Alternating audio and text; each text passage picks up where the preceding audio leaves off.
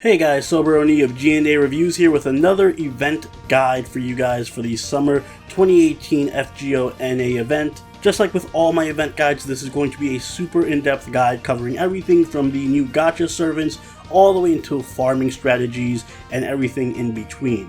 So if you want to skip ahead, I have included timestamps in the description below so you can just skip to your favorite part so you don't have to sit through the whole video. I also want to point out that the summer event is 20 days long. It's going to be a two-part event. This guide will only cover part 1 of the event. Part 2's guide will be out sometime next week, so look forward to that. But for now, let's get right into it and talk about the new servants we're going to get in the gacha. First up, we do have a welfare servant for this event, Skahawk Assassin. She's a 4-star assassin with 9,049 attack and 11,168 HP. She will not be permanent until part 2, but she is an AoE assassin, so she's very good for farming, and I will have a full spotlight out on her next week. For now, let's talk about the gacha servants. First up, we have Tamamo no Mae. She's a 5-star Lancer with 10,726 attack and 15,147 HP. She has a Buster Noble Phantasm, and in my opinion, she's one of the best Lancers in the game, although she is difficult to use. But if you do need a good Lancer, I recommend rolling for her.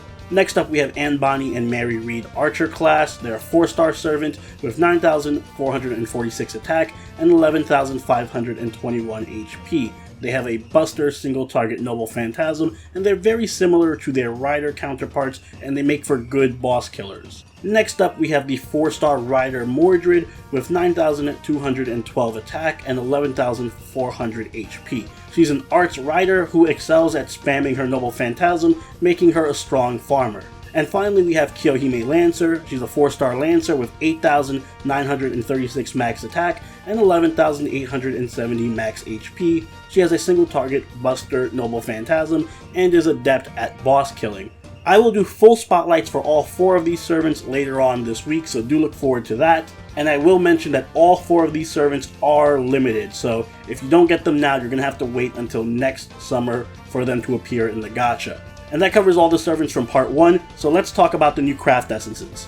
So as with all new events, we will be getting new craft essences. We'll be getting 4 in total, 3 from the gacha and 1 from the event shop. Let's talk about the gacha craft essences first. First up is the 3-star craft essence, Shiny Goddess.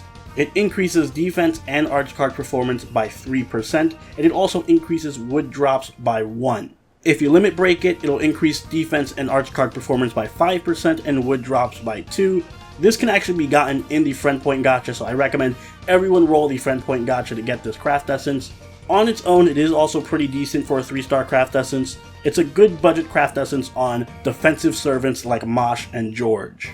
Next up, we have the 4-star craft essence, Twilight Memory. It grants evasion for 1 time and increases your quick card effectiveness by 8%. It also increases stone drops by 1. If you limit break it, it'll still grant 1 evasion, but increase your quick card performance by 10% and increase stone drops by 2. Useful on quick servants that can solo, like Ku, and it also works on back row party members you can just switch in, especially if they have a taunt like Mosh or George. So a versatile craft essence.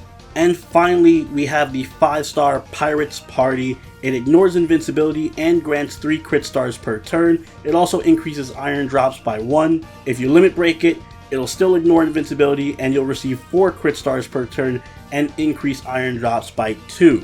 This is situational, but it does come in handy for challenge quests and missions that have enemies that spam invincibility or evades. Plus you do get crit stars per turn, so it's also very good in that effect.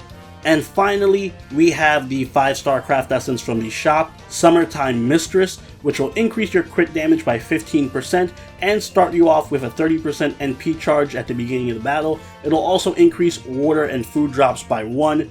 If you limit break it, you'll increase crit damage by 20%, increase NP gauge by 50% at the start of the battle, and increase water and food drops by 2. Very strong on any crit servant with a good Noble Phantasm, so especially good on Rama, Lancer Alter, Saber Lancelot, Gil, Ku Prototype, and servants like that. And speaking of the shop, let's take a look at the other event shop items for sale. So for this event shop, there's going to be 5 different currencies, and those are wood, stone, iron, food, and water.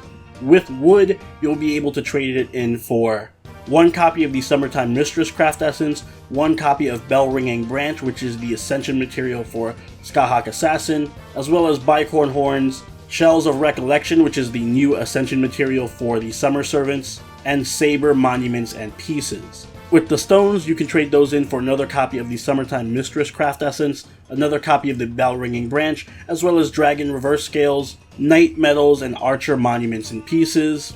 Iron can be traded in for yet another copy of the Craft Essence and another copy of the Ascension material, as well as a Scarab of Wisdom, Meteor Horseshoes, Lancer, Monuments, and Pieces.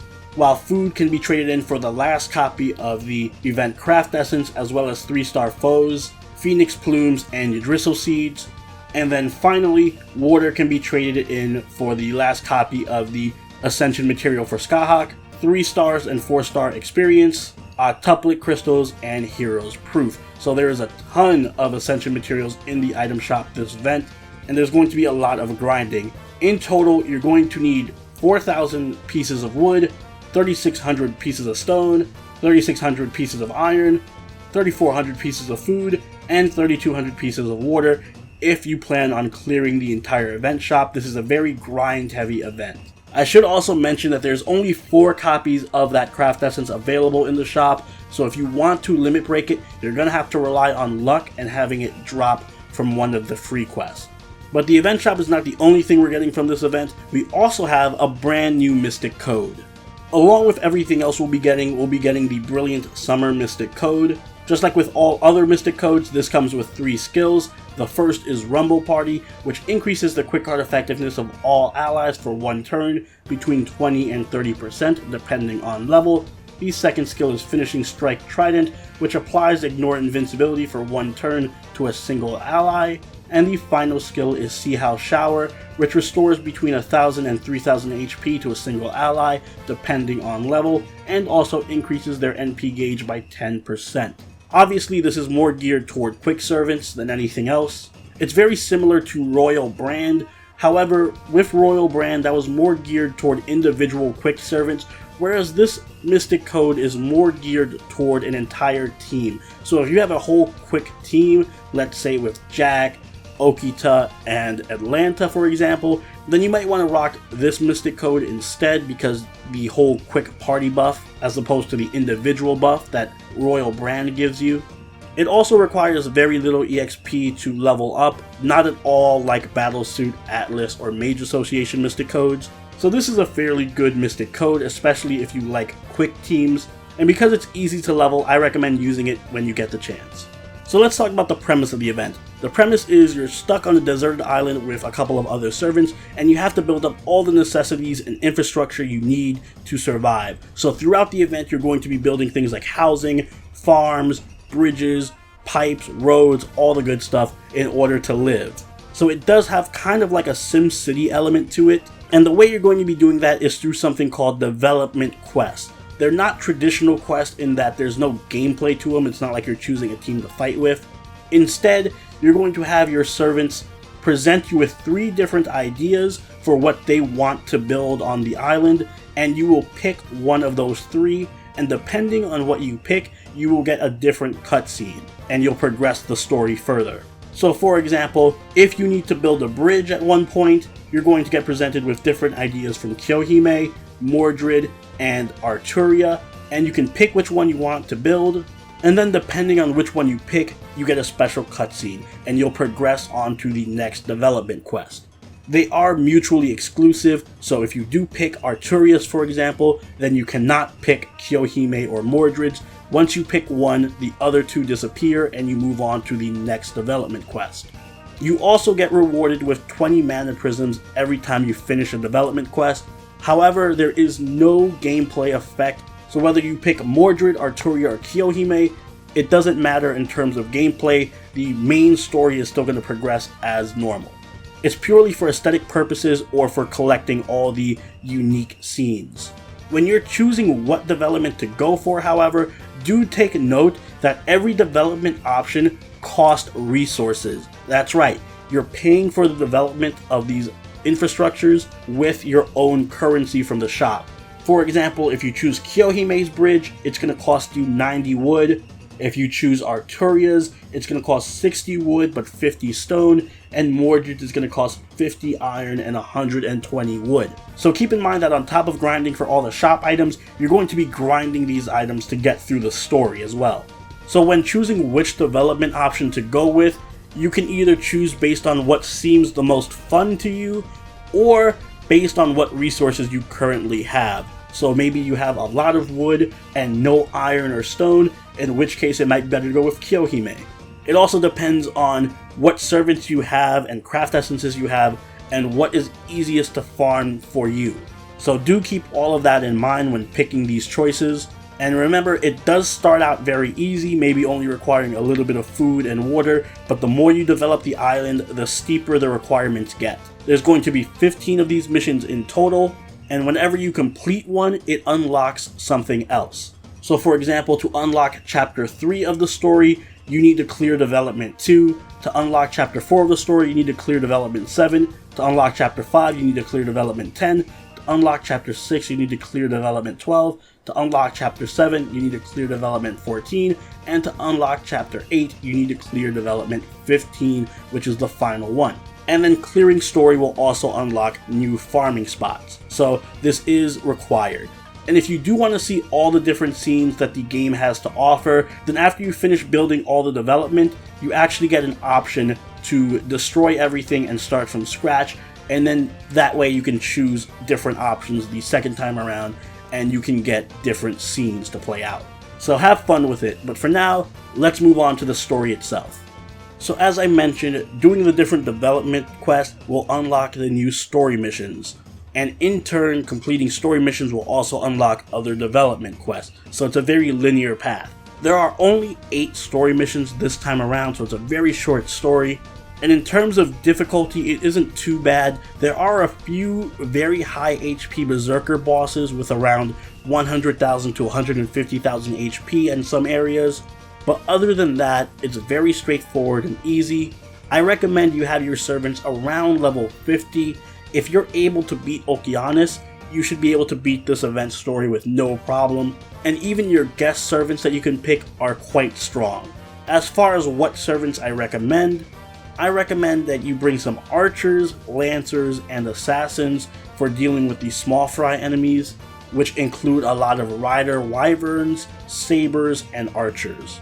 So specifically, I would recommend servants like Serenity, 100-Face Hassan, Jinkei, Robin Hood, Uriel, David, Kid Gil for the AoE, Ku Prototype, Regular Ku, Romulus, and Leonidas. Also, you're going to want to bring an offensive caster like Medea for an assassin boss fight about midway through the story. And finally, Kyohime and Lubu, as always, are great, especially against the high HP Berserkers. After you complete story mission number 8, you will unlock Skahawk Assassin temporarily. She's only going to be permanent once you finish part 2 of the story, which is going to be a later event, possibly next week. But you will unlock her temporarily after Chapter 8. In addition, after you beat Chapter 5 of the story, you'll unlock 2 new areas to farm for materials, those being the mountain and the primeval forest. I'll cover those more in the farming section, but just keep in mind that beating Chapter 5 of the story will unlock 2 very important farming areas. And then beating Chapter 8 of the story, aka the last story mission, will unlock the Storm difficulty for all the free quests. The Storm difficulty is the highest level difficulty, which is also the best difficulty for farming all the items. So you're going to want to beat the story as quickly as possible to get access to the best farming spots, is the short version of that. Speaking of which, let's talk about farming. So the most important part of this event is obviously going to be how you farm the development materials, aka how you're going to farm the stone, iron, wood, food, and water. First thing you're going to want to do is roll the friend point gacha for that 3-star craft essence. It's going to come in handy. The strategy is going to be prioritizing the event shop craft essence over everything else. Don't even worry about buying anything else in the shop. Just buy those event craft essences and use every other resource to finish off the development quests. The reason being, the most efficient way to farm is to farm the storm version of all the free quests, which you only unlock after you beat the main story. So there's no use farming for the shop until you beat the story. Thankfully, we also get some bonuses from the craft essences to help us with the farming. The Summertime Mistress Craft Essence will increase the water and food drops by 1, so make sure you have that on you when you're farming those. If you're farming for wood, make sure you have the Shiny Goddess 3-star Craft Essence. If you're farming for stone, make sure you have the Twilight Memory 4-star Craft Essence. And if you're farming for iron, make sure you have the Pirates Party 5-star Craft Essence. On top of all of that, you're also going to get bonuses from different servants. So I'm just going to show you the chart that lists all these servants that give bonuses for the wood, iron, stone, water, and food. So first off, here are all the servants that will give you a bonus towards wood drops. They're all going to give you an increase of +1 to your wood drops. Next up, these are the servants that are going to give you extra stone drops. Then we have these servants who are going to give you extra iron drops, followed by these servants who give you extra water drops. And finally, these are the servants who are going to give you extra food drops. So thankfully, the farming itself is much more straightforward than that. Each resource has a specific node that you can farm for it very easily. Wood, you're going to want to farm in the jungle. The best place to farm it is in the storm difficulty. That's the recommended level 90 after you beat the story missions. You're going to want to bring a lot of lancers because there's mostly only archer enemies in there. There's going to be a couple of saber hermit crabs, and then there's going to be a 230,000 HP berserker chimera if you're doing the storm. So the best servants to bring for this are going to be Ku and Ku prototype, as well as berserker Raiko is going to be very strong for this for her AoE clear. And all these servants that are being recommended here are all servants that increase the amount of wood drops. So you're going to want to bring servants from this list to maximize your farming potential. Next up, let's talk about stone. Stone is going to be farmed in the grassland, specifically again in the thunder difficulty or the storm difficulty if you've already completed chapter 8. The grassland is mostly rider type enemies with a couple of saber crabs, and at the end there's going to be a 290,000 HP lancer bicorn. Nero Bride gives a bonus to stone drops and a single target, so you're going to want to bring her. You're also going to want assassins to take care of those riders. Jekyll and Hyde's a good choice here because he can actually transform into a berserker when you need him to. And of course, Herc, Gil, Orion, always great choices. And they also all increase the stone drops. Let's talk about iron. Iron is going to be farmed in the cavern.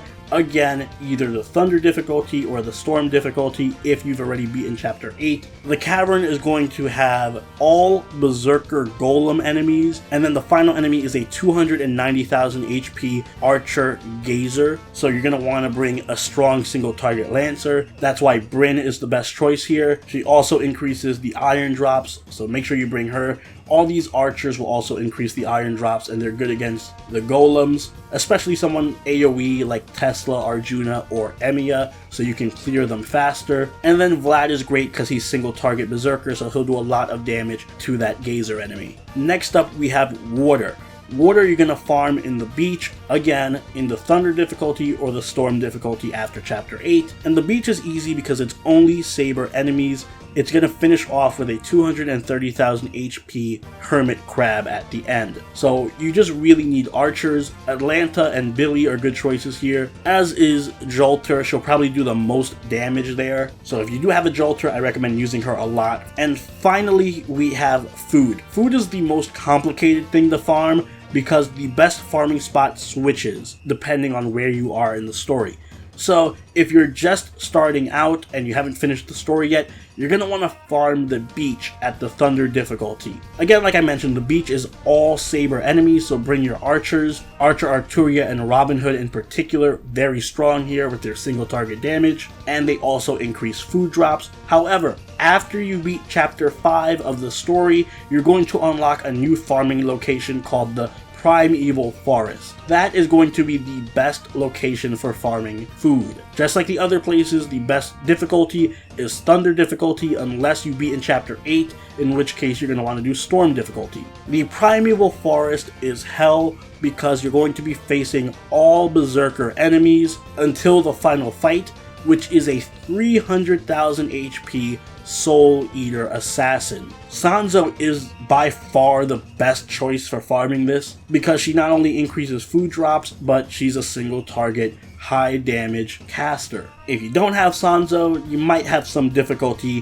farming this location just because it's so difficult to whittle down a 300,000 HP assassin with casters. And the only Berserkers that have the bonus for food are Asterios and Tamamo Cat, neither of them being particularly good boss killers. There is one final location that you can farm, however, and that is the mountain. The mountains unlock after you beat Chapter 5 of the story. There's nothing in particular you can farm here. It's a bunch of wyvern enemies. However, it does drop a little bit of stone, iron, and wood together. So if you don't have any craft essences and you don't have really any servants that increase the drop rates for those three materials, then you can farm here. However, I don't recommend farming here because it's just better to farm the materials individually. But it's always an option, and I'm just here to present you guys with the options.